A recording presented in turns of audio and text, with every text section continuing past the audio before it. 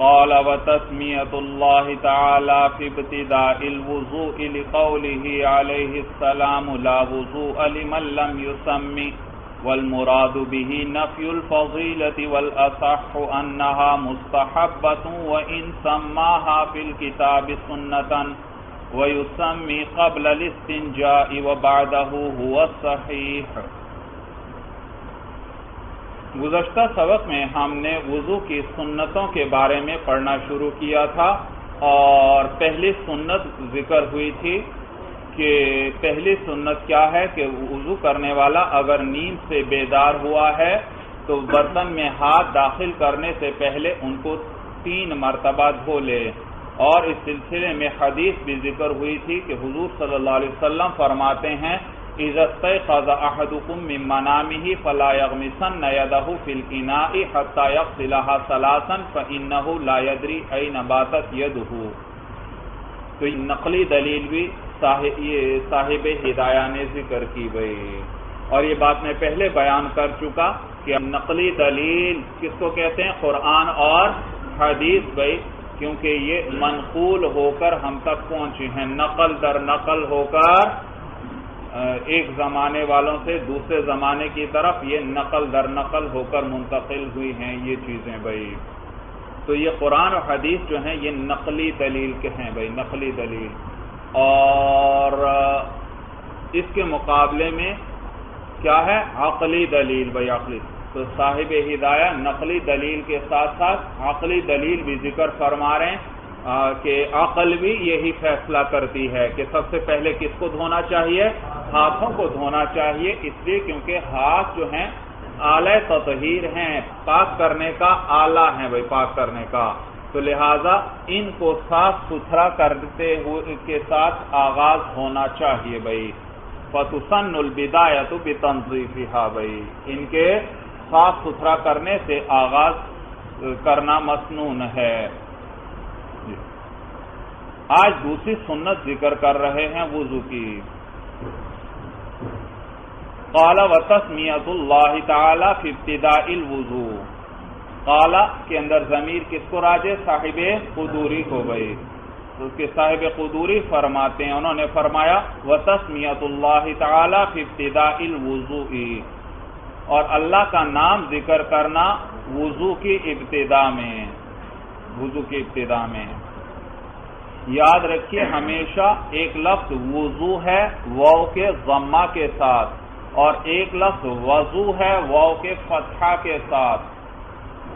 واو کے فتحہ کے ساتھ ہو تو یہ اس پانی کا نام ہے جس سے وضو کیا جائے، اور واو کے ضمہ کے ساتھ ہو تو یہ فعل وضو کا نام ہے، فعل وضو کا نام ہے۔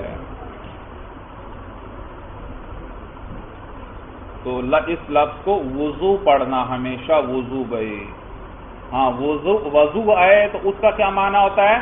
وہ پانی جس کے ساتھ وضو کیا جائے۔ تو یہاں صاحب قدوری نے لفظ تسمیہ ذکر کیا، تسمیہ۔ یاد رکھیے تسمیہ کا معنی ہے مطلقاً ذکر اسم اللہ بھائی، مطلقاً اللہ کا نام ذکر کرنا، یہ کیا ہے؟ تسمیہ ہے، چاہے بسم اللہ کی صورت میں ہو چاہے غیر بسم اللہ کی صورت میں ہو، یہ ہے تسمیہ بھائی، اللہ کا نام ذکر کرنا کسی بھی صورت میں ہو جائے، اللہ اکبر کہہ دیا، سبحان اللہ کہہ دیا، الحمدللہ کہہ دیا، لا الہ الا اللہ کہہ دیا، یہ سب کیا ہیں؟ یہ ذکر اسم اللہ ہے بھائی، اللہ کا نام ذکر ہو گیا۔ تو یہ چاہے بسم اللہ کی صورت میں ہو چاہے غیر بسم اللہ کی صورت میں ہو، اور بالخصوص بسم اللہ ہو تو اس کے لیے لفظ ہے بسملہ بھائی، بسملتن۔ بسملتن کا کیا معنی ہے؟ بسم اللہ پڑھنا بھائی، بسم اللہ الرحمن الرحیم کہنا بھائی، بسملہ۔ تو چونکہ سنت مطلقاً اللہ کا نام ذکر کرنا ہے، نہ کہ بالخصوص بسم اللہ الرحمن الرحیم پڑھنا، اسی لیے صاحب قدوری نے وتسمیۃ اللہ تعالی فرمایا بھائی، اگر بالخصوص بسم اللہ الرحمن الرحیم کا پڑھنا مسنون ہوتا تو پھر کس طرح فرماتے؟ وَالْبَسْمَلَةُ فِي ابْتِدَاءِ الْوُضُوءِ۔ چنانچہ فقہا فرماتے ہیں بھائی کہ جس طرح بھی اللہ کا ذکر کر دیا جائے، چاہے سبحان اللہ کہہ دیا جائے، چاہے لا الہ الا اللہ کہہ دیا جائے، چاہے الحمدللہ وغیرہ، جس صورت میں بھی اللہ کا ذکر ادا کر دیا جائے وضو کے آغاز میں، وضو کے ابتدا میں، تو سنت ادا ہو جائے گی بھائی، سنت ادا ہو جائے گی۔ ہاں البتہ کتب احناف میں مشہور یہ ہے کہ یہ دعا پڑھے، یہ آپ کے حاشیے میں دی ہوئی ہے بھائی، بسم اللہ العظیم والحمد للہ علی دین الاسلام۔ مل گئی دعا بھائی، بسم اللہ العظیم والحمد للہ علی دین الاسلام۔ تو کتب احناف میں مشہور یہ ہے کہ یہ دعا پڑھنی چاہیے بھائی، یہ دعا بزرگوں سے منقول ہے، اور بعضوں نے تو کہا کہ یہ مرفوع ہے، یعنی نبی کریم صلی اللہ علیہ وسلم سے منقول ہے۔ تو وضو کی ابتدا میں اس دعا کے پڑھنے کو اپنا معمول بنائیں بھائی۔ میں نے پہلے بھی ذکر کیا بھائی کہ یہاں جو کچھ ذکر ہو ان میں سے اکثر سنتوں پر آپ عمل کرتے ہوں گے، اور جو نئی بات آئے اس کو اپناتے جائیں، اپنا معمول بناتے جائیں بھائی۔ سنتوں کی بے انتہا برکات ہیں بھائی، بے انتہا برکات۔ تو فرماتے ہیں وَتَسْمِيَةُ اللَّهِ تَعَالَى فِي ابْتِدَاءِ الْوُضُوءِ، اور اللہ کا نام ذکر کرنا وضو کی ابتدا میں۔ دلیل کیا ہے اس کی؟ آگے نقلی دلیل ذکر کر رہے ہیں، لِقَوْلِهِ عَلَيْهِ السَّلَامُ، بوجہ نبی کریم صلی اللہ علیہ وسلم کے اس قول کے، لا وضوء لمن لم يسمی، اس شخص کا وضو نہیں ہے جس نے بسم اللہ نہ پڑھی، جس نے لمن لم یسمی، جس نے اللہ کا نام نہ لیا، اس شخص کا وضو نہیں ہے۔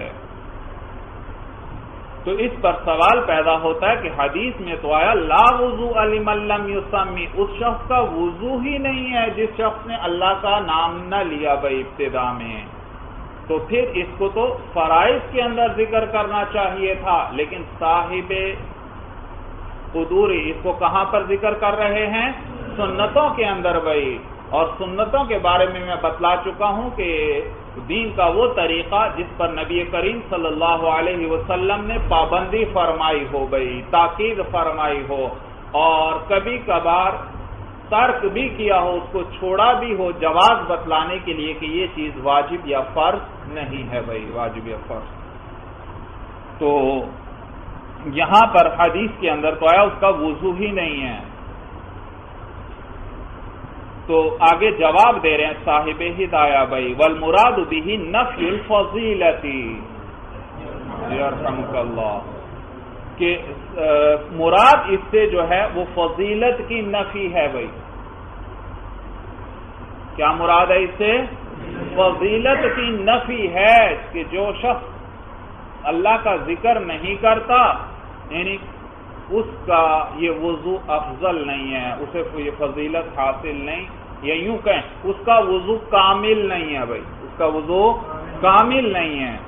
تو یہاں کمال کی نفی ہے، جیسے اور حدیث میں اس طرح کی ہیں، حدیث میں آتا ہے لا صلاۃ لجار المسجد الا فی المسجد، لا صلاۃ لجار المسجد، نماز نہیں ہے مسجد کے پڑوسی کی الا فی المسجد، مگر کس میں؟ مسجد میں، یعنی جو مسجد کے قریب رہتا ہے اس کی نماز مسجد ہی میں ہوگی، مسجد کے بغیر ہوگی نہیں۔ یہ تو ظاہری الفاظ ہیں، تو ظاہری الفاظ کا معنی ہے، لیکن فقہا فرماتے ہیں کہ نماز اس کی ہو جائے گی، البتہ کامل نماز نہیں ہے۔ کامل نماز تو کیا ہے؟ کہاں آ کر ادا کرے؟ مسجد میں جماعت کے ساتھ ادا کرے بھائی۔ تو جیسے اس حدیث کے اندر کمال کی نفی ہے، اسی طرح یہاں بھی لا وضوء لمن لم یسمی کے اندر بھی کمال کی نفی ہے کہ جس نے شروع میں اللہ کا نام نہ لیا اس کا وضو کامل نہیں ہے بھائی، کامل نہیں۔ اسی طرح ایک حدیث میں آتا ہے لا ایمان، لمن لا عہد لہو، اس شخص کا ایمان ہی نہیں ہے جس کا عہد نہ ہو، یعنی جو وعدے کی پاسداری نہیں کرتا، یرحمک اللہ، جو وعدہ پورا نہیں کرتا۔ اور یہ تمام علماء فرماتے ہیں کہ ایمان تو اس کا ہوگا، البتہ کامل ایمان نہیں ہے، تو یہاں کمال کی نفی ہے بھائی، وعدہ پورا نہ کرنے سے کوئی دائرہ ایمان سے خارج نہیں ہوتا بھائی، ہاں البتہ ایمان اس کا کامل نہیں ہے، وہ کامل مومن تو وہ ہے جو اپنے وعدے کو پورا کرتا ہے۔ تو جیسے اس حدیث کے اندر کمال کی نفی مراد تھی، اسی طرح اس حدیث میں لا وضوء لمن لم یسمی، یہاں پر بھی کمال کی نفی ہے، اس شخص کا وضو کامل نہیں ہے، افضل نہیں ہے۔ تو کہتے ہیں والمراد به نفی الفضیلت، اور مراد اس کے ذریعے فضیلت کی نفی ہے۔ والاصح انہا مستحبۃ، اور زیادہ صحیح قول یہ ہے کہ انہا مستحبۃ، کہ یہ تسمیہ جو ہے مستحب ہے، مستحب۔ صاحب قدوری نے تو تسمیہ کو سنتوں میں ذکر فرمایا، لیکن صاحب ہدایہ کیا فرما رہے ہیں کہ یہ مستحب ہے۔ مستحب بھائی جس کو مندوب بھی کہتے ہیں، مندوب، مستحب کا معنی ہے پسندیدہ، پسندیدہ۔ تو یہ شریعت کا وہ پسندیدہ طریقہ ہے جو نبی کریم صلی اللہ علیہ وسلم اور صحابہ کرام سے ثابت ہو، البتہ اس پر پابندی نہ ہو، ہمیشگی نہ ہو حضور صلی اللہ علیہ وسلم اور صحابہ کی۔ تو حضور صلی اللہ علیہ وسلم نے کبھی کبھار کوئی فعل کیا یا صحابہ نے کیا یا اس کو پسند فرمایا، تو اس کو کیا کہتے ہیں؟ مستحب کہتے ہیں، مستحب بھائی۔ اور سنت کے بارے میں نے بتلایا تھا کہ سنت کے چھوڑنے پر عذاب تو نہیں ہوگا، البتہ حضور صلی اللہ علیہ وسلم کی طرف سے ملامت ہوگی اور اظہار ناراضگی ہوگا۔ حضور صلی اللہ علیہ وسلم اس شخص کی سفارش نہیں فرمائیں گے، شفاعت نہیں فرمائیں گے، البتہ عذاب نہیں ہوگا بھائی، عذاب فرائض اور واجبات کے چھوڑنے پر تو باقاعدہ عذاب ہوگا۔ تو یہ سنت ہے بھائی، سنت۔ جبکہ مستحب بھائی، مستحب کے اندر اگر کر لیا جائے اس کام کو تو ثواب ملتا ہے، ثواب ملتا ہے، اور چھوڑیں تو پھر اس کے اندر ملامت وغیرہ بھی نہیں ہے، کر لیا جائے تو ثواب ہے، چھوڑ دیا تو کوئی حرج نہیں بھائی۔ بات سب کو سمجھ میں آ گئی بھائی؟ مستحب بھائی یہ ہے مستحب، جو کبھی کبھار حضور صلی اللہ علیہ وسلم نے فرمایا ہو جس عمل کو، یا صحابہ نے فرمایا ہو، یا حضور صلی اللہ علیہ وسلم نے کسی چیز کو پسند فرمایا ہو، تو یہ بھی کس میں داخل ہے؟ مستحب کے اندر داخل ہے بھائی۔ تو یہ وہ شریعت کا پسندیدہ طریقہ، بہتر طریقہ، البتہ ان کے چھوڑنے پر سزا وغیرہ یا ملامت نہیں ہے۔ تو صاحب قدوری نے تسمیہ کو سنت قرار دیا، جبکہ صاحب ہدایہ نے بتلایا کہ یہ کیا ہے؟ مستحب ہے۔ یہ بنا بر دلائل کے ہے بھائی۔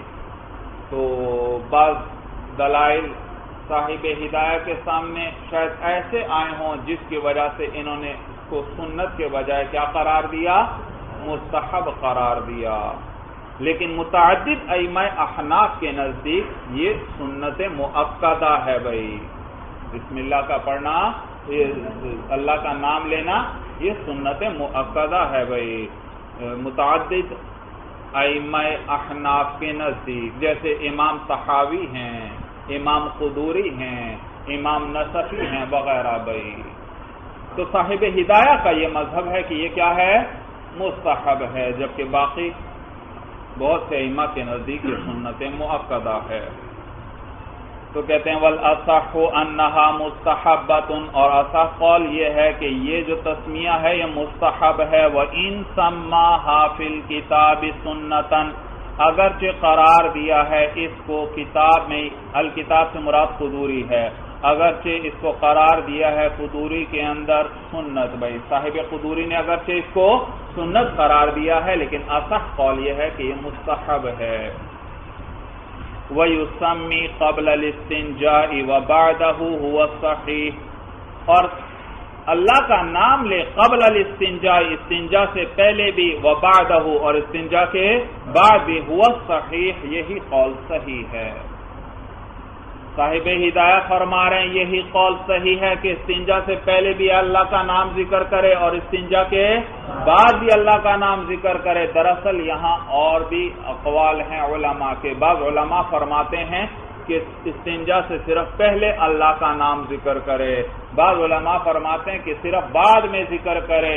صاحب ہدایہ فرما رہے ہیں کہ استنجا چونکہ ملحقات وضو میں سے ہے، لہذا اس سے پہلے کیا ہو، اللہ کا ذکر ہو، اور اسی طرح اس کے بعد بھی اللہ کا ذکر ہونا چاہیے، یہی قول صحیح ہے۔ والسواک، سواک بھائی وہ لکڑی جس کے ساتھ دانتوں کو صاف کیا جاتا ہے،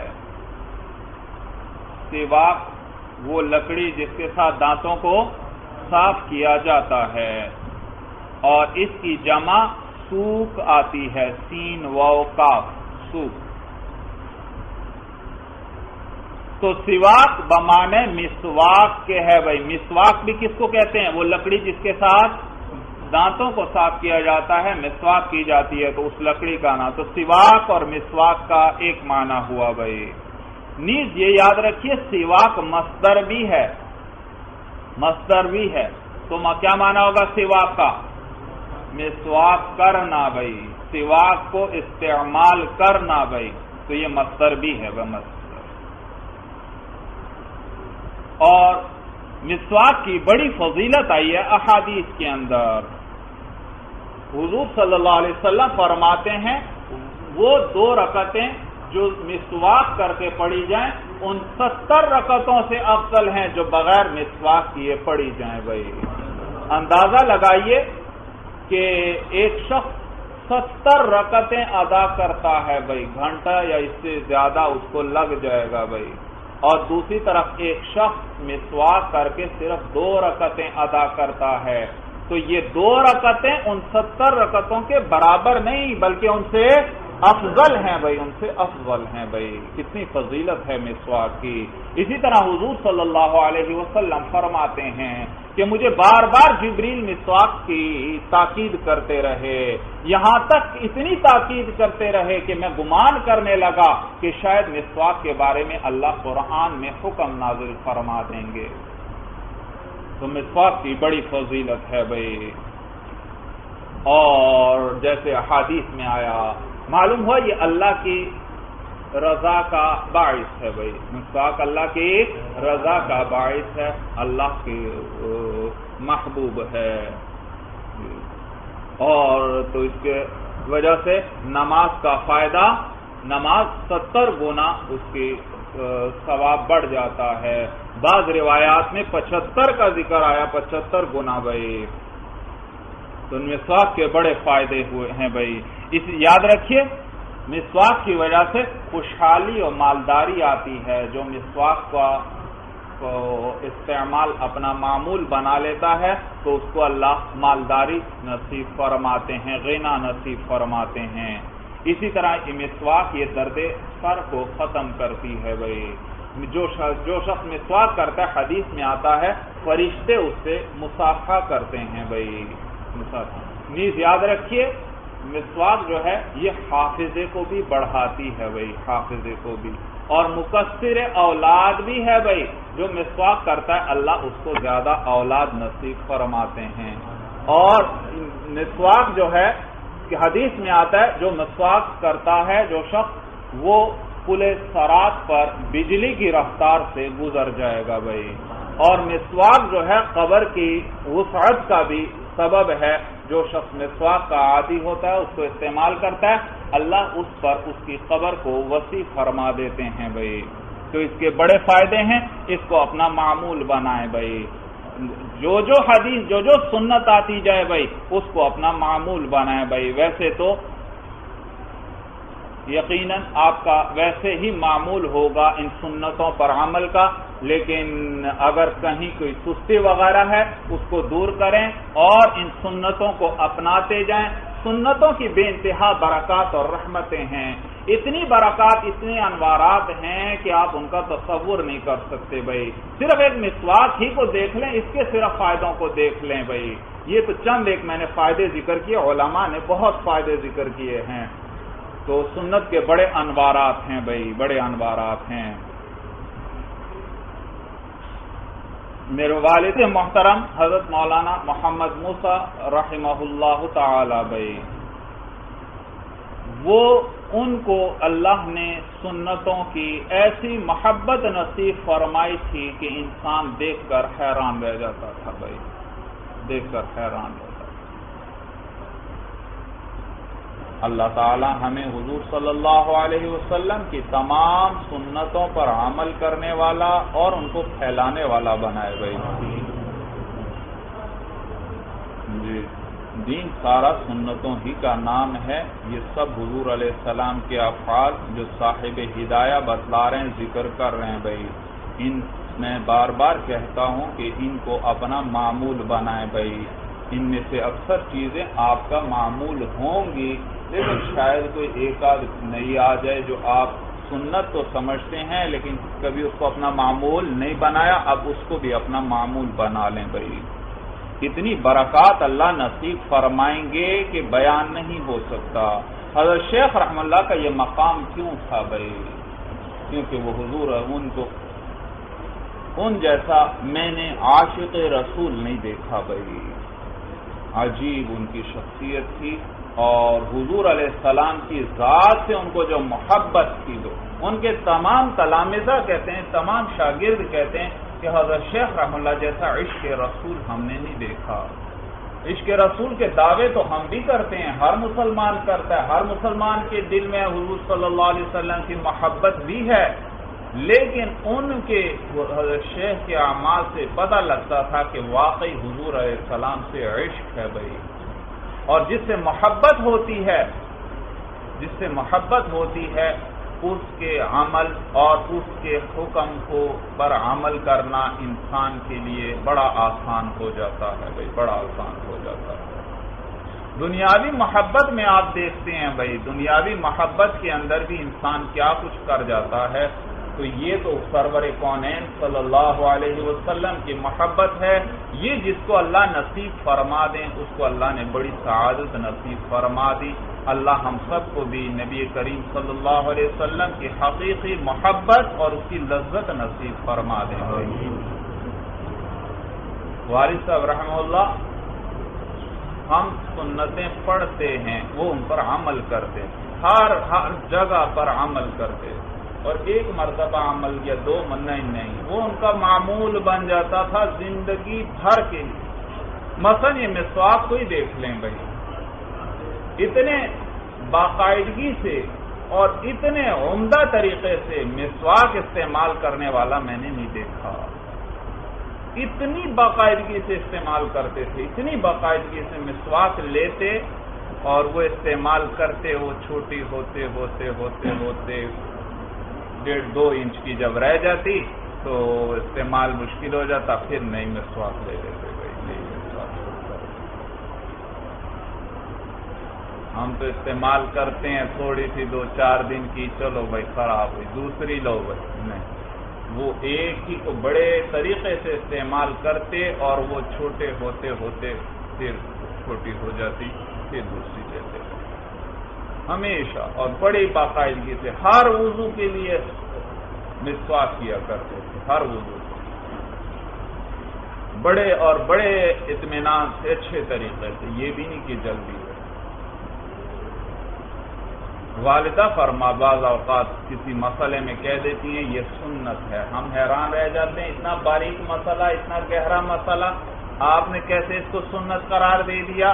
تو وہ فرماتی کہ اس لیے کیونکہ یہ آپ کے والد صاحب کی عادت تھی اور وہ بغیر سنت کے کوئی کام نہیں کرتے تھے، جب ان کی عادت ہی معلوم ہوا یہ سنت ہے، جب تحقیق کرتے ہیں تو وہ واقعی سنت ہوتی ہے۔ تو ان کی ساری زندگی سنتوں پر عمل کرتے ہوئے گزری، اور درس حدیث کے اندر جہاں حضور صلی اللہ علیہ وسلم کا ذکر آتا، خاص طور پر شمائل کے اندر بھائی، شاید ہی شمائل کا کوئی سبق ایسا ہوتا ہو جس میں خود بھی نہ روئے ہوں اور سارے طلباء دورے کے نہ روئے ہوں گے، خصوصاً جب وفات النبی صلی اللہ علیہ وسلم کا ذکر آتا تو ایسے ایسے انداز میں بیان فرماتے کہ طلباء کی چیخیں نکل جاتی تھیں۔ تو خود تو محبت تھی ہی، طلباء میں بھی وہ کیفیت پیدا کر دیتے تھے، وہ کیفیت پیدا کر دیتے تھے۔ تو حضور صلی اللہ علیہ وسلم کی جب محبت ہوگی تو احکام شریعت پر چلنا کہیں مشکل لگے گا ہی نہیں، بلکہ اس میں لذت محسوس ہوگی کہ میں یہ اس ذات کے حکم پر عمل کر رہا ہوں جو محبوب ہے اور بلکہ محبوب خدا ہے۔ اللہ ہم سب کو سنتوں پر عمل کرنے والا بنائے دے۔ تو یہ ابھی پیچھے دعا ذکر ہوئی، بسم اللہ العظیم والحمد للہ علی دین الاسلام، اس کو اپنا معمول بنائیں، ہر وضو سے پہلے ہمیشہ اس دعا کو پڑھیں بھائی، اسی طرح مسواک کو بھی بھائی جی۔ اب دیکھیے کتاب پر والسواک اور مسواک کرنا، لأنہ علیہ السلام کان یواظب علیہ، اس لیے کیونکہ حضور صلی اللہ علیہ وسلم اس پر پابندی فرماتے تھے۔ واظب یواظب کا معنی ہے پابندی فرمان، اس پر پابندی فرماتے تھے۔ وعند فقدہ یعالج بالاصبع، یعالج پڑھ لیں معروف کا صیغہ اور ضمیر لوٹا دیں متوضی کو، وضو کرنے والا۔ فقد کا معنی ہے نہ ہونا، نہ ہونا۔ وعند فقدہ، اور مسواک کے نہ ہونے کے وقت میں یعالج بالاصبع، وضو کرنے والا سر انجام دے انگلی کے ساتھ۔ بھئی اگر کسی شخص کے پاس مسواک کسی وقت نہیں ہے تو پھر کیا کر لے؟ انگلی سے ہی مسواک کی طرح دانتوں کو صاف کر لے بھئی، تو بھی سنت ادا ہو جائے گی بھئی۔ تو کہتے صاحب ہدایہ فرماتے ہیں وعند فقدہ یعالج، عالج یعالج کے معنی کرنا، سر انجام دینا۔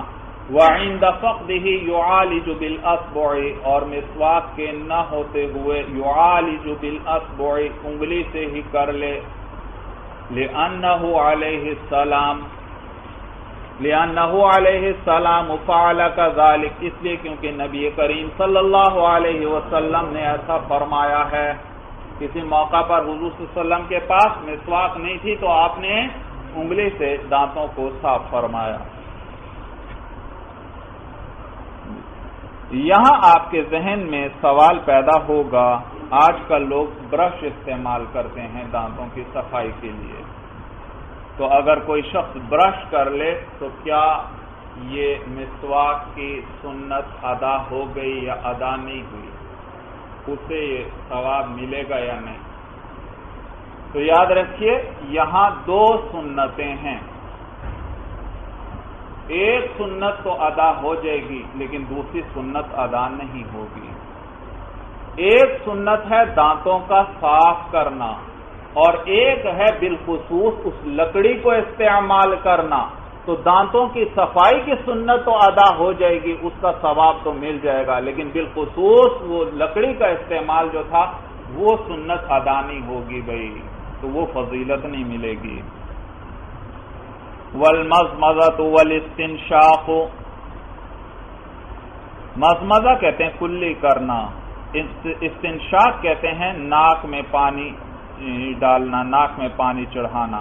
والمضمضۃ والاستنشاق، اور کلی کرنا اور ناک میں پانی ڈالنا۔ لأن النبی علیہ السلام فعلہما علی المواظبۃ، دلیل کیا ہے؟ کہتے ہیں کیونکہ نبی کریم صلی اللہ علیہ وسلم نے کیا ہے ان دونوں کو، مضمضہ اور استنشاق کو، علی المواظبۃ، پابندی کے ساتھ، ہمیشگی کے ساتھ۔ طریقہ اس کا کیا ہے؟ کہتے ہیں وَكَيْفِيَّتُهُمَا، اور کیفیت ان دونوں کی کہ أَن يُمَضْمِضَ ثَلَاثًا، کہ کلی کرے وضو کرنے والا 3 مرتبہ۔ یمضمض، اس کے اندر ضمیر ہے جو کس کو راجع؟ متوضی، وضو کرنے والا، کہ یہ کلی کرے وضو کرنے والا 3 مرتبہ۔ یأخذ لكل مرة ماء جديدا، لے ہر مرتبہ ماءن جدیدہ نیا پانی، یعنی 3 چلو پانی کے ساتھ 3 مرتبہ کلی کر لے، ہر مرتبہ نیا پانی لے بھائی۔ ثم یستنشق کذالک، پھر اسی طرح کیا کر لے، ناک میں بھی پانی ڈالے، ناک بھی صاف کرے۔ والمحکی من وضوئہ صلی اللہ علیہ وسلم، یہی محکی ہے، یہی حکایت کیا گیا ہے، یعنی روایت کیا گیا ہے، من وضوئہ، حضور صلی اللہ علیہ وسلم کے وضو سے، حضور صلی اللہ علیہ وسلم کا وضو اسی طرح حکایت کیا گیا ہے۔ تو صاحب ہدایہ فرما رہے ہیں کہ 3 مرتبہ پانی لے کلی کرنے کے لیے، پھر اسی طرح استنشاق بھی کرے بھائی، ناک میں بھی 3 مرتبہ پانی لے، اور ہر 3 چلوں کے ساتھ، ہر چلو میں ہر مرتبہ نیا پانی لے چلو میں، تو کل کتنے چلو ہو گئے، 6 بھائی، 3 کلی کے لیے اور 3 استنشاق کے لیے۔ تو صاحب ہدایہ نے یہ اس لیے بیان فرمایا کہ یہاں پر اور بھی اقوال ہیں علماء کے، بعض علماء نے صرف 1 چلو لکھا، بعضوں نے 2 چلو لکھے اور بعضوں نے 3 چلو لکھے، لیکن احناف کے نزدیک مسنون طریقہ کیا ہے، 6 چلو ہوں بھائی، 6 چلو ہوں بھائی۔ تو یہاں 2 لفظ ہے بھائی، مزمزہ اور استنشاق۔ مزمزہ کا معنی کلی کرنا، استنشاق کا معنی ناک میں پانی ڈالنا۔ استنشاق یاد رکھیے بھائی، ادبی نکتہ، استنشاق وہ لفظ ہے جس کا اردو میں کوئی مترادف نہیں۔ استنشاق وہ لفظ ہے جس کا اردو میں کوئی مترادف نہیں۔ مزمزہ کے لیے اردو میں لفظ ہے کلی کرنا، کلی کرنا۔ استنشاق کے لیے کوئی لفظ نہیں، اسی لیے کہا ناک میں پانی ڈالنا۔ مزمزہ میں نے یہ نہیں کہا تھا منہ میں پانی ڈالنا، بلکہ کیا کہہ دیا، کلی کرنا، ایک الگ لفظ ہے باقاعدہ اس کے لیے اردو میں، لیکن استنشاق کے لیے ایسا کوئی لفظ نہیں ہے بھائی۔ وَمَسْحُ الْأُذُنَيْنِ، اور دونوں کانوں کا مسح۔ کتنی سنتیں بیان ہوئی بھائی، ہاتھوں کا 3 مرتبہ شروع میں دھونا۔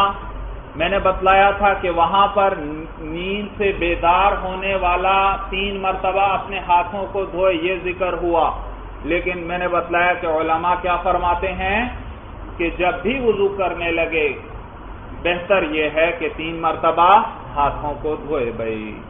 تو ایک سنت ہوئی 3 مرتبہ ہاتھوں کا دھونا، دوسری سنت کیا ہوئی، اللہ کا نام لینا، تیسری سنت مسواک کرنا، چوتھی سنت کلی کرنا، 5ویں سنت استنشاق، ناک میں پانی ڈالنا بھائی۔ اور 6ٹھی سنت آئی وَمَسْحُ الْأُذُنَيْنِ، اور دونوں کانوں کا مسح کرنا۔ وَهُوَ سُنَّةٌ بِمَاءِ الرَّأْسِ، اور یہ سنت ہے سر کے پانی سے بھائی۔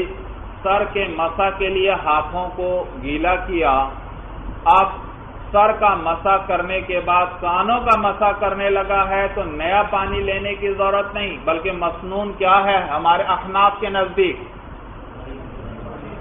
اسی طری کے ساتھ وہی جو ہاتھ گیلے ہیں انہی کے ساتھ کیا کر لے، کانوں کا بھی مسح کر لے، کانوں کا بھی۔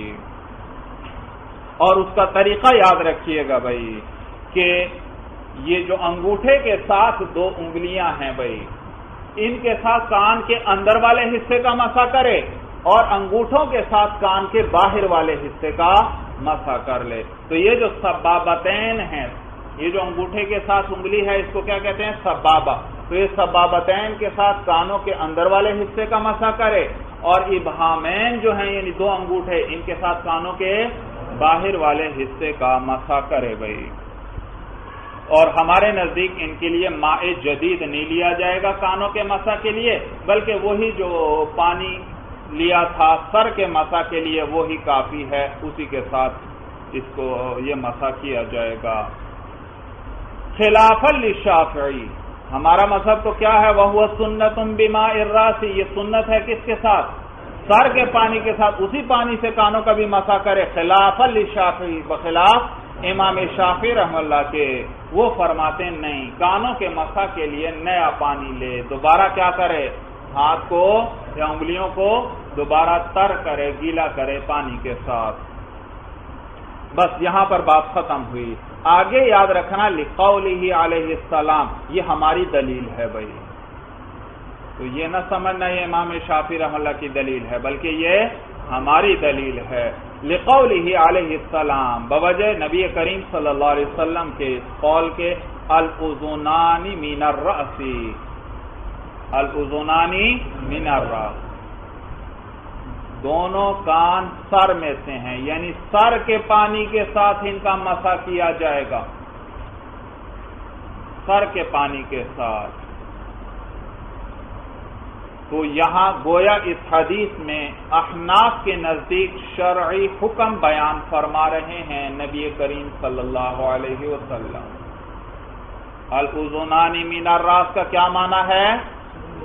سر کے پانی سے ہی کانوں کا مسح کیا جائے گا، کان سر میں سے ہیں یعنی اسی پانی سے کانوں کا مسح کیا جائے گا۔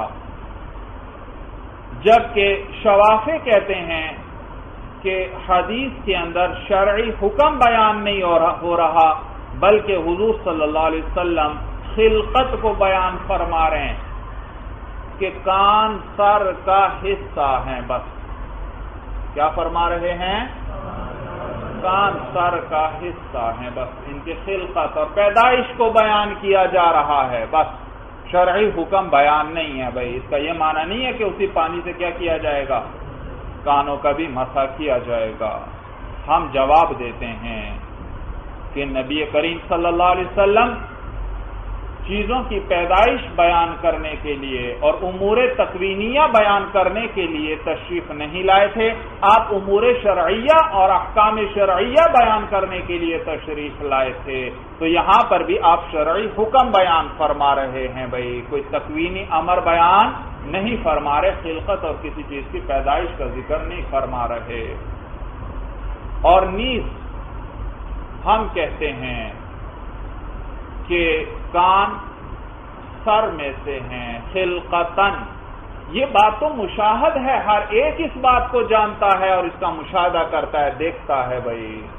تو اگر اس کا یہ معنی کیا جائے کہ یہاں پیدائش بیان ہو رہی ہے تو یہ بات تو مشاہد ہے، ہر ایک کو معلوم ہے، پھر تو نبی کریم صلی اللہ علیہ وسلم کا کلام فائدے سے خالی ہو جائے گا، اور سرور کونین صلی اللہ علیہ وسلم کا کلام فائدے سے خالی ہو، ایسا نہیں ہو سکتا بھائی۔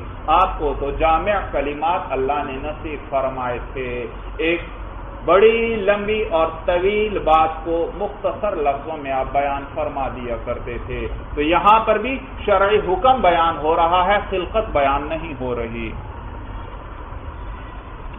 دیکھیے یہی بات آگے صاحب ہدایہ بھی فرما رہے ہیں، والمراد بیان الحکم دون الخلقت، اور مراد جو ہے وہ حکم کو بیان کرنا ہے، نہ کہ پیدائش کو، نہ کہ پیدائش کو۔ قال وتخلیل اللحیۃ لأن النبی علیہ السلام امرہ جبرائیل علیہ السلام بذلک۔ وتخلیل اللحیۃ، یہ 7ویں سنت آئی گئی، 7ویں داڑھی کا خلال کرنا، داڑھی کے بالوں میں انگلیاں داخل کرنا، داڑھی کا خلال، اور یہ سنت ہے۔ دلیل کیا ہے؟ کہتے ہیں لأن نبی علیہ السلام امرہ جبرائیل علیہ السلام بذالک، کہ حضور صلی اللہ علیہ وسلم جو ہیں انہیں حکم فرمایا تھا جبریل علیہ السلام نے اس تخلیل لحیہ کا حکم فرمایا تھا کہ داڑھی کا خلال فرمائیے۔ یاد رکھیے تفصیل بھائی، لحیہ 2 قسم پر ہے بھائی، ایک لحیہ خفیفہ اور ایک لحیہ کثہ۔ لحیہ خفیفہ اور لحیہ کثہ، کاف سا مشدد اور گولتا بھائی، گولتا۔ کثۃن، کثۃن کا معنی ہے گھنا ہونا، کسی بالوں وغیرہ کا گھنا ہونا، زیادہ ہونا۔ تو داڑھی 2 قسم کی ہوئی، ایک داڑھی جو خفیف ہے، تھوڑے سے بال ہیں، اور ایک داڑھی جو گھنی ہے، خوب زیادہ بال ہیں، جس میں سے چہرے کی جلد دکھائی نہیں دیتی۔ تو لحیہ خفیفہ وہ ہے جس میں چہرے کی کھال اور جلد دکھائی دیتی ہو، اور لحیہ قصہ وہ ہے جس کے اندر سے چہرے کی کھال اور جلد نہ دکھائی دیتی ہو۔ اگر لحیہ خفیفہ ہے جس میں سے چہرے کی جلد دکھائی دیتی ہے تو یاد رکھیے اس صورت میں بالوں کی جڑوں تک پانی پہنچانا ضروری ہے بھائی۔ تو بالوں کے نیچے جو کھال ہے وہ دکھائی دے رہی ہے تو ساری کھال تک پانی کا پہنچانا فرض ہے۔ اگر پانی نہ پہنچایا تو فرض ادا نہیں ہوگا اور وضو ہی نہ ہوگا۔ اور اگر داڑھی گھنی ہے جس میں سے چہرے کی کھال دکھائی نہیں دیتی، پھر اس کا کتنا حصہ دھونا ضروری ہے؟ اس میں تفصیل یاد رکھیے، داڑھی کے دو حصے ہیں بھائی، ایک مسترسل ایک غیر مسترسل۔ مسترسل دونوں جگہ سین ہے بھائی، مسترسل لٹکا ہوا حصہ بھائی، یہ کچھ بال داڑھی کے جو لمبے ہیں لٹکے ہوئے ہیں یہ ہے مسترسل حصہ، اور غیر مسترسل وہ حصہ جو دائرہ وجہ میں چہرے کے دائرے میں داخل ہے بھائی، چہرے کے حد بیان ہوئی، وہ چہرے کا جو دائرہ ہے بھائی اس کے اندر جو حصہ آیا وہ کیا ہے؟ غیر مسترسل، اور اس سے جو باہر کا حصہ ہے وہ کیا ہے؟ وہ ہے مسترسل بھائی، مسترسل۔ مسترسل کے بارے میں یاد رکھیے، جو دائرہ وجہ سے خارج ہے اس حصے کا نہ دھونا فرض ہے نہ مسح فرض ہے۔ جو مسترسل حصہ ہے جو دائرہ وجہ سے چہرے کے دائرے سے خارج ہے، نہ اس کا نہ دھونا فرض اور نہ مسح فرض۔ ہاں جو دائرہ وجہ کے اندر داخل ہے اس کا دھونا فرض ہے بھائی، اس کا دھونا فرض ہے۔ آسان لفظوں میں یوں کہو، دائرہ وجہ کے اندر جو داڑھی کا حصہ داخل اور جو سامنے والا ہے، سامنے والا حصہ جس میں سے کچھ کھال وغیرہ نظر آ رہی ہے، گھنی داڑھی بھی ہو تو کچھ ابتدائی بالوں میں سے کھال نظر آئے گی یا نہیں بھائی؟ ہاں، تو یہ حصہ جو ہوتا ہے اس کا دھونا کیا ہے؟ یہ داڑھی کا بھی تھوڑا سا سامنے والا حصہ آیا اور کھال وغیرہ، یہ ان کا دھونا ضروری ہے بھائی۔ ہاں جو حصہ کھال کا چھپا ہوا ہے اور اسی طرح اس کا دھونا فرض نہیں ہے بھائی، اور داڑھی کا وہ حصہ جو دائرہ وجہ سے خارج ہے اس کا دھونا بھی فرض یا واجب نہیں ہے بھائی، اس کا مسح بھی فرض نہیں۔ تفصیل اچھی طرح سمجھ میں آ گئی بھائی؟ تو یہ دیکھیے بھائی، لِأَنَّ النَّبِيَّ عَلَيْهِ السَّلَامُ أَمَرَهُ جِبْرَائِيلُ عَلَيْهِ السَّلَامُ بِذَلِكَ، کیونکہ نبی کریم صلی اللہ علیہ وسلم جو ہیں حکم فرمایا تھا آپ کو جبریل علیہ السلام نے اس کا۔ وَقِيلَ هُوَ سُنَّةٌ، قیلہ صیغہ تمریض ہے، آپ پڑھ چکے ہیں، اس کے ذریعے کمزور قول کو ذکر کیا جاتا ہے۔ احناف کا اصل مذہب اوپر بیان ہو گیا کہ تخلیل لحیہ کیا ہے؟ سنت ہے، سنت۔ ایک اور قول بھی آیا تھا اس کے اندر، اس کو بھی ذکر فرما رہے ہیں اور کہتے ہیں وَقِيلَ هُوَ سُنَّةٌ عِنْدَ أَبِي يُوسُفَ رَحِمَهُ اللَّهُ، کہ یہ تخلیل لحیہ یہ سنت ہے امام ابو یوسف رحمہ اللہ کے نزدیک، جائز عند ابی حنیفہ و محمد رحمہم اللہ تعالی، امام ابو یوسف رحمہ اللہ کے نزدیک سنت ہے اور طرفین رحمہم اللہ کے نزدیک جائز ہے بھائی، جائز ہے، سنت نہیں ہے، البتہ جائز ہے کیونکہ حدیث میں اس کا ذکر آ گیا کہ حضور صلی اللہ علیہ وسلم نے ایسا فرمایا یا حکم دیا جبریل نے۔ تو یہ کون سا قول ذکر ہو رہا ہے؟ ضعیف قول، اصل مذہب اوپر بیان ہو گیا، عند الاحناف یہ کیا ہے؟ سنت ہے بھائی، البتہ ایک قول یہ آیا کہ طرفین کے نزدیک یہ جائز ہے، سنت نہیں ہے، اور اس قول کی کیا وجہ وہ بھی علت ذکر کر رہے ہیں، کہتے ہیں لِأَنَّ سُنَّةَ اِكْمَالُ الْفَرْضِ فِي مَحَلِّهِ وَالدَّاخِلُ لَيْسَ بِمَحَلِّ الْفَرْضِ۔ اس قول کی دلیل ذکر کر رہے ہیں کہ طرفین نے جائز کیوں قرار دیا، سنت کیوں نہیں قرار دیا؟ کہتے ہیں اس لیے کہ طرفین فرماتے ہیں کہ سنت جو ہے اکمال الفرض، پورا کرنا ہے فرضوں کو، فی محل ہی، اپنے محل میں۔ سنت کسے کہتے ہیں؟ فرض کو اپنے محل کے اندر پورا کرنا، یہ ہے سنت بھائی۔ سنت کس لیے ہوتی ہے؟ تاکہ فرض کو اپنے محل میں پورا کر دیا جائے۔ دوسرے لفظوں میں یوں کہو، وضو میں سنت کس لیے ہوگی؟ کہ فرض کو اب اچھی طرح کر لیا جائے، فرض اچھی طرح ادا ہو جائے، یہ ہے اکمال الفرض، فرض کو پورا کر لینا یعنی اچھی طرح ادا کر لینا، فی محل ہی، اپنے ہی محل میں۔ جیسے دیکھیے بھائی، ہاتھوں کا دھونا یا چہرے کا دھونا یہ وضو میں فرض ہے، اور سنت کیا ہے؟ کتنی مرتبہ دھویا جائے؟ 3 مرتبہ دھویا جائے۔ تو یہ جو دوسری مرتبہ دھویا، تیسری مرتبہ دھویا اور سنت ادا کی، تو اس دوسری اور تیسری مرتبہ دھوتے ہوئے اسی محل کے اندر رہتے ہوئے اسی کو دھویا یا اس سے باہر کے حصے کو دھویا؟ اسی حصے کو دھویا، اسی فرض کے محل میں رہتے ہوئے سنت پر عمل کیا، اور اس سے فرض اچھی طرح ادا ہو گیا۔ جب 3 مرتبہ دھویا تو چہرہ اچھی طرح دھل گیا، ہاتھ اچھی طرح دھل گئے بھائی، تو سنت کسے کہتے ہیں؟ سنت کے ذریعے اس سے فرض اچھی طرح ادا ہو جاتا ہے اپنے اسی فرض کے محل میں رہتے ہوئے بھائی۔ یہ جیسے مسح کو دیکھ لو، مسح فرض مقدار کتنی ہے؟ سر کا چوتھائی حصہ، مقدار ناسیہ، لیکن سنت کیا ہے؟ پورے سر کا مسح کیا جائے۔ جب پورے سر کا مسح کیا تو فرض اچھی طرح ادا ہو گیا، اب اس میں کسی قسم کا کوئی شک اور شبہ نہیں، اچھی طرح فرض ادا ہو گیا، کیونکہ فرض تو تھا مقدار ناسیہ، آپ نے تو پورے سر کا ہی مسح کر لیا تو فرض اچھی طرح ادا ہو گیا۔ اور محل کے اندر رہے یا نکل گئے؟ مسح کا حکم آیا تھا کہ مسح کہاں پر کرو؟ سر پر کرو، تو آپ بھی جب پورے سر کا احاطہ کر رہے ہیں تو سر ہی کا مسح کر رہے ہیں یا کسی اور حصے کا کر رہے ہیں؟ تو اسی محل مسح کے اندر رہتے ہوئے فرض کو اچھی طرح پورا کرنا، یہ کیا ہے؟ سنت ہے بھائی، سنت ہے۔ بات سمجھ میں آ گئی؟ تو سنت جو ہے وہ فرض کو کے محل میں رہتے ہوئے اس کو اچھی طرح پورا کرنا، یہ سنت ہوتی ہے۔ اور داڑھی کا جو خلال کیا جاتا ہے یہ تو وہ مسترسل حصہ ہے، اور مسترسل حصے کا نہ تو دھونا واجب تھا اور نہ اس کا مسح کرنا واجب تھا، تو جب یہ خلال کر رہے ہیں تو اس محل فرض کے اندر رہے یا نکل گئے؟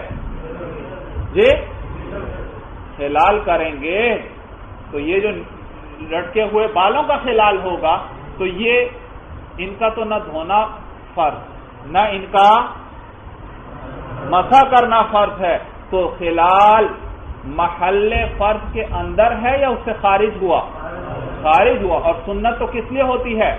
محل فرض کے اندر رہتے ہوئے اس کو اچھی طرح پورا کرنا، تو یہاں تو یہ اس محل فرض کے اندر نہیں ہے، اس لیے طرفین فرماتے ہیں کہ یہ سنت نہیں ہے، ہاں جائز ہے۔ کیا ہے؟ جائز ہے بھائی۔ یہ معنی ہے لِأَنَّ سُنَّتَ اِکْمَالُ الْفَرْضِ فِي مَحَلِّهِ، اس سے کیونکہ سنت جو ہے وہ فرض کو پورا کرنا ہے فی محلہ، اس کے اپنے محل میں، وَالدَّاخِلُ لَيْسَ بِمَحَلِّ الْفَرْضِ، اور داخل لحیہ بھائی خلال داڑھی کے اندر والے حصے کا ہوگا، گھنی داڑھی ہے تو، اور داڑھی کے اندر والا حصہ لَيْسَ بِمَحَلِّ الْفَرْضِ، وہ تو فرض کا محل ہی نہیں ہے، وہ تو فرض سے خارج ہے، اس کا تو دھونا فرض ہے ہی نہیں بھائی۔ یہاں تک بات سب کو اچھی طرح سمجھ میں آ گئی، اور میں نے بتلایا کہ یہ وہ کمزور قول ہے بھائی۔ صحیح قول جو اوپر گزرا کہ داڑھی کا خلال کیا ہے؟ سنت ہے بھائی احناف کے نزدیک بھائی، البتہ یہ کمزور قول آیا تھا اور اس کی بھی علت ذکر کر دی، دلیل ذکر کر دی صاحب ہدایہ نے بھائی۔ اور اس کا طریقہ کیا ہے بھائی؟ داڑھی کا خلال کیسے کیا جائے گا؟ یاد رکھیے گردن کی طرف سے یہ انگلیاں ہاتھ کی کھلی ہوئی ہوں اور گردن کی طرف سے داڑھی کے بالوں میں انگلیاں داخل کریں گے اور پھر نیچے تک کھینچ لیں گے بالوں کے اندر ان کو بھائی، یہ ہے داڑھی کا خلال بھائی۔ طریقہ سمجھ میں آیا بھائی؟ جی آگے دیکھیے وَتَخْلِيلُ الْأَصَابِعِ اور انگلیوں کا خلال کرنا بھائی، یہ بھی سنت ہے بھائی، یہ بھی کیا ہے؟ سنت ہے انگلیوں کا خلال کرنا، ہاتھوں کی انگلیوں کا بھی خلال کرنا اور پاؤں کی انگلیوں کا بھی خلال کرنا۔ اور اس کا آسان طریقہ بھائی، دونوں ہاتھوں کی انگلیاں ایک دوسرے کے اندر داخل کی، جس سے اچھی طرح دونوں کے اندر والے حصے تک پانی پہنچ جائے گا بھائی۔ تو یہ ہے ہاتھ کی انگلیوں کا خلال، کہ دونوں ہاتھوں کی انگلیوں کو کیا کریں؟ کھول کر ایک دوسرے میں داخل کر دیں بھائی۔ اور پاؤں کی انگلیوں کا خلال کہتے ہیں بائیں ہاتھ کی چھوٹی انگلی کے ساتھ، بائیں ہاتھ کی چھوٹی انگلی سے خلال کریں گے اور آغاز کریں گے دائیں پاؤں کی چھوٹی انگلی کی طرف سے۔ خلال کرنا کس سے؟ بائیں ہاتھ کی چھوٹی انگلی، اور کس کے خلال کی بات ہو رہی ہے؟ پاؤں کی انگلیوں۔ تو شروع کریں گے دائیں پاؤں کی چھوٹی انگلی کی جانب سے، اس کا خلال کریں گے، پھر اس کے ساتھ والی کا، اور اس طرح دایاں پاؤں کی انگلیوں کا جب خلال پورا ہو جائے پھر بائیں پاؤں کی طرف آئیں گے اور انگوٹھے کی طرف سے پھر بائیں پاؤں کی چھوٹی انگلی کی طرف جائیں گے، یعنی دائیں پاؤں کی چھوٹی انگلی سے خلال شروع ہوگا اور بائیں پاؤں کی چھوٹی انگلی پر خلال پورا ہوگا بھائی۔ تو یہ طریقہ ہے، ورنہ جیسے بھی انسان کر لے بھائی، جس طریقے سے بھی خلال کر لے، بہرحال سنت ادا ہو جائے گی بھائی۔ جی جس طریقے سے بھی میں نے بتایا کر لیں تو سنت کیا ہے؟ ادا ہو جائے گی بھائی، سنت ادا۔ اس میں وہ جو طریقہ ہے، اس میں وہ علماء نے جو بیان فرمایا، ہاتھ جو ہے وہ پاؤں کے نیچے کی طرف سے لائیں گے بھائی، لیکن میں نے بتایا جس طریقے سے بھی خلال کر لیں سنت ادا ہو جائے گی بھائی۔ تو کہتے ہیں وَتَخْلِيلُ الْأَصَابِعِ اور انگلیوں کا خلال کرنا، لِقَوْلِهِ علیہ السلام، حضور علیہ السلام کے اس قول کی وجہ سے، خَلِّلُوا أَصَابِعَكُمْ تم لوگ خلال کرو اپنی انگلیوں کا، کہ لا تتخللها نار جہنم تاکہ داخل نہ ہو ان کے اندر جہنم کی آگ، تاکہ ان کے اندر جہنم کی آگ داخل نہ ہو گئے۔ وَلِأَنَّهُ إِكْمَالُ الْفَرْضِ فِي مَحَلِّهِ اور دوسری دلیل ذکر کر رہے ہیں، کہتے ہیں کہ کیونکہ یہ جو ہے یہ فرض کو پورا کرنا ہے اپنے محل میں۔ بھائی انگلیوں کا خلال کریں گے تو ہاتھوں کا دھونا فرض تھا، تو اب خلال کرتے سے کیا محل فرض سے نکلے یا اس محل فرض کے اندر رہے؟ محل فرض کے اندر رہے، اور اچھی طرح کیا ہوا؟ ہاتھ اور پاؤں کی انگلیوں کے اندر پانی پہنچ گیا بھائی۔ تو یہ ہے اکمال الفرض فی محلی، اور اس لیے کیونکہ یہ جو ہے فرض کو اچھی طرح پورا کرنا ہے اپنے محل کے اندر۔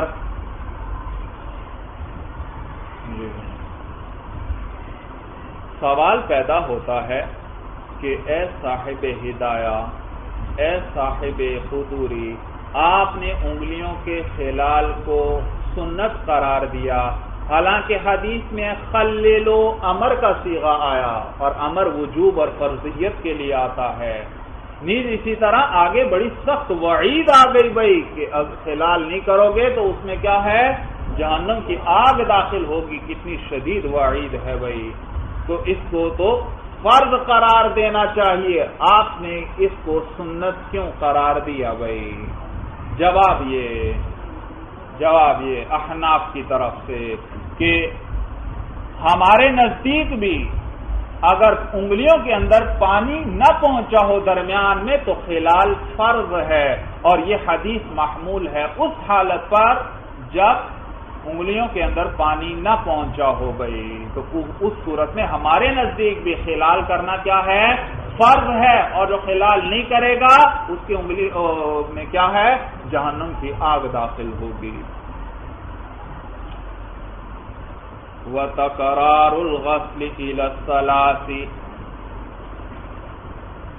نویں سنت آ گئی بھائی، وَتَكْرَارُ الْغَسْلِ إِلَى الثَّلَاثِ اور دھونے کا تکرار کرنا 3 مرتبہ تک، یعنی تمام اعضاء کا کتنی مرتبہ دھونا؟ تمام اعضاء کو 3 مرتبہ دھونا، لأن نبی علیہ السلام توضأ مرتن، اس لیے کیونکہ نبی کریم صلی اللہ علیہ وسلم نے وضو فرمایا مرتن ایک مرتبہ، وقال هذا وضوء لا يقبل اللہ تعالی الصلاۃ الا به، یہ ایسا وضو ہے کہ اللہ قبول نہیں فرماتے نماز کو مگر اسی کے ساتھ۔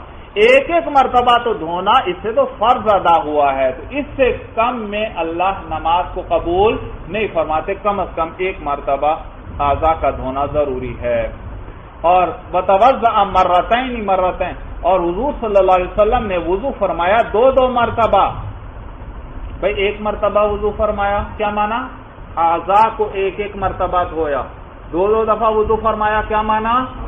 اعضاء کو دو مرتبہ دھویا، اور فرمایا وقال اور فرمایا ھذا وضوء من یضاعف اللہ له الاجر مرتين، یہ وضو ہے اس شخص کا کہ اللہ بڑھا دیتے ہیں اس کے لیے اجر کو مرتين، دو مرتبہ۔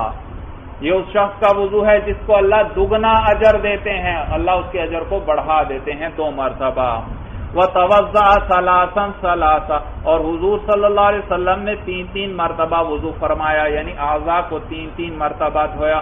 وقال اور فرمایا ھذا وضوئی ووضوء الانبیاء من قبلی فمن زاد علی ھذا او نقص فقد تعدى وظلم، یہ میرا وضو ہے اور وضوء الانبیاء اور مجھ سے پہلے انبیاء کا وضو ہے، پس جس نے زیادتی کی علی ھذا اس پر، او نقص یا اس میں کمی کی، فقد تعدى تو تحقیق اس نے زیادتی کی، اس نے حد سے تجاوز کیا، وظلم اور اس نے ظلم کیا۔